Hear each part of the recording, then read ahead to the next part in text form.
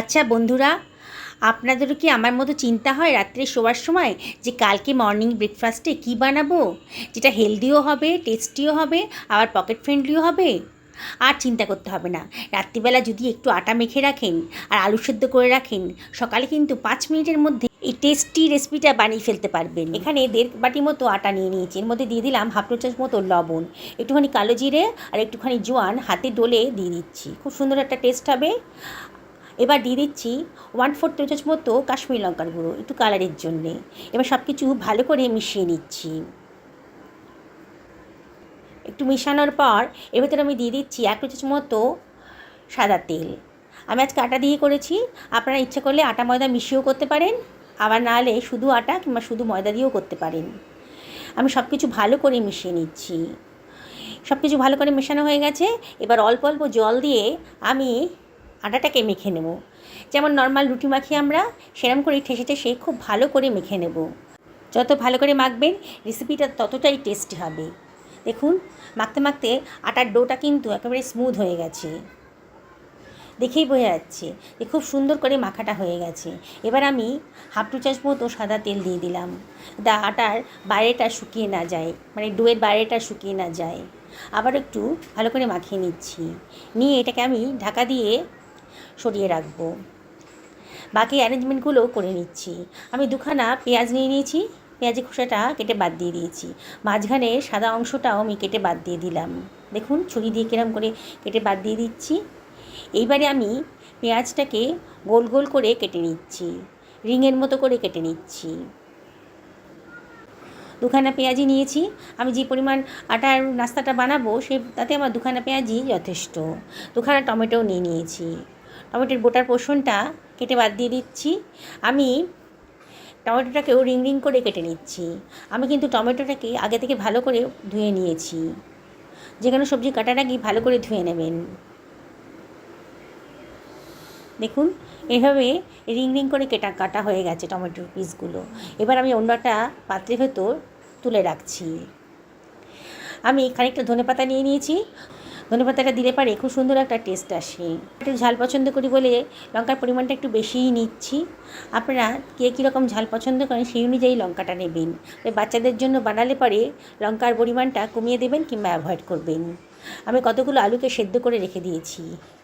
একটু চাপ দিলে কিন্তু আলুর খোসাগুলো ছাড়ানো হয়ে যাবে। এবার আলুটাকে ভালো করে মেখে নিচ্ছি। সেদ্ধ আলুর মতো দিয়ে দিলাম 1 চামচ মতো লবণ, আর দিয়ে দিচ্ছি 1/2 চামচ মতো হলুদের গুঁড়ো কালারের জন্যে, আর দিয়ে দেব 1/2 চামচ মতো লঙ্কার গুঁড়ো। এবার আমি এর ভেতর দিয়ে দিচ্ছি ভাজা মশলা, ধনে, জিরে, শুকনো লঙ্কা আর গোলমরিচ, সবই গোটা। এটাকে একটু ড্রাই রোস্ট করে গ্রাইন্ড করে নিয়েছিলাম।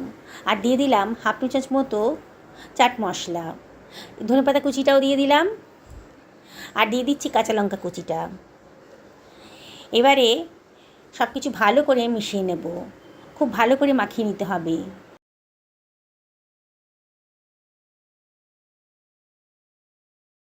1/2 চামচ মতো বিট লবণ দিলে পরে কিন্তু দারুণ সুন্দর একটা টেস্ট আসে। তাই আপনাদের হাতের কাছে বিট লবণ থাকলে এটা দিয়ে দেবেন। আবারও সব কিছু ভালো করে মিশিয়ে নিচ্ছি। খুব ভালো করে মিশিয়ে নিতে হবে মশলার সাথে আলুটাকে। সুন্দর একটা গন্ধ বেরোচ্ছে। আটার ডোটা তো অনেকক্ষণ মাখা হয়ে গেছে। এবার দেখুন কি সুন্দরভাবে স্মুথ হয়ে গেছে, আর আটা সেট হয়ে গেছে একেবারে।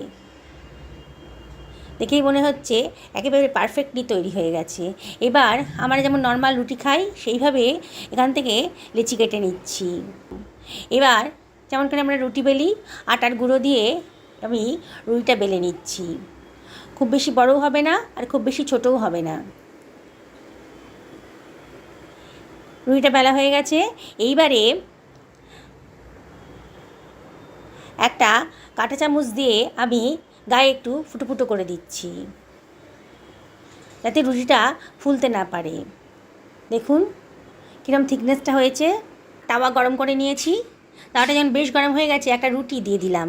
নর্মাল যেভাবে রুটি ভাজি আমরা, সেইভাবেই আমরা রুটিটাকে সেঁকে নেব।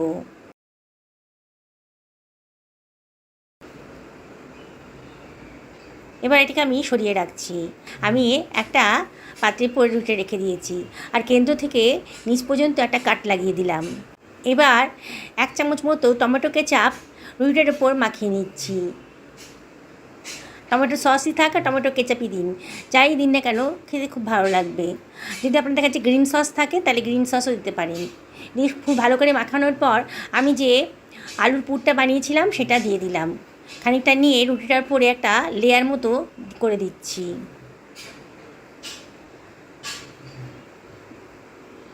খুব ভালো করে লেয়ারটা করা হয়ে গেছে।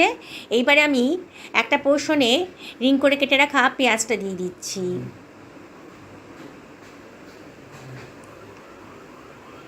আর রিং করে কেটে রাখা টমেটোটাও একটা পোর্শনে দিয়ে দিলাম। এবার সাইড থেকে একটা ফোল্ড করে দিলাম, সেকেন্ড ফোল্ড হলো।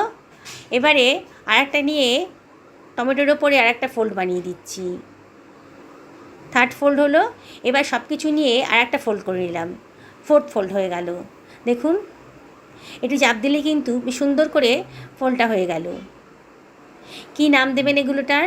আমার পকেট রুটিটা রেডি হয়ে গেল। এটা শুধু শুধুই খাওয়া যায়, তবে আমি আর একটু টেস্ট বানানোর জন্য এটাকে একটু মাখন দিয়ে ভেজে নেব। আমি 1 চামচ মতো মাখন গরম তাওয়াতে দিয়ে দিয়েছি।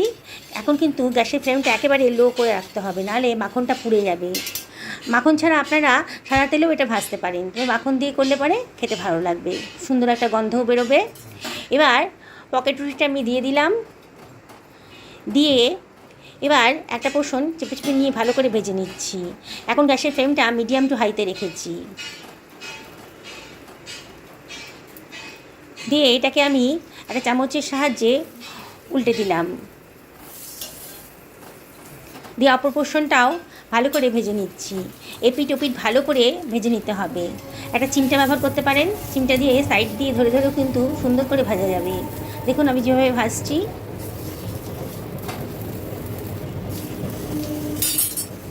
ওপরে পোর্শনে একটা সুন্দর একটা কালার এসে গেছে। দেখুন দেখতে কত সুন্দর লাগছে। আমি একটা সার্ভিং প্লেটে সার্ভ করে দিচ্ছি। দেখতে কি সুন্দর লাগছে, বানানোটাও সোজা আর খরচও কত কম। অল্প খরচের ভেতর দারুণ স্বাদের একটা রেসিপি কিন্তু আজকে তৈরি হয়ে গেল। বাচ্চাদের স্কুলের টিফিনে যখন দেবেন না, বাচ্চারা টিফিন বক্স খুলে কিন্তু চমকে যাবে। এত সুন্দর দেখতে, দেখে কিন্তু সব খেয়ে নেবে, 1 ফোঁটাও নষ্ট করবে না। দেখুন আমি দেখাচ্ছি, ভেতরে পুরে ঠাসা, কি সুন্দর দেখতে লাগছে। কি দেখেই খেতে ইচ্ছে করছে না? তাহলে দেরি কেন, আজকে রাত্রে ডিনারে এটা বানিয়ে ফেলুন না। সকালে ভালো থাকুন এই কামনা করি আজকে ভিডিওটা এখানে শেষ করলাম। নমস্কার নেবেন।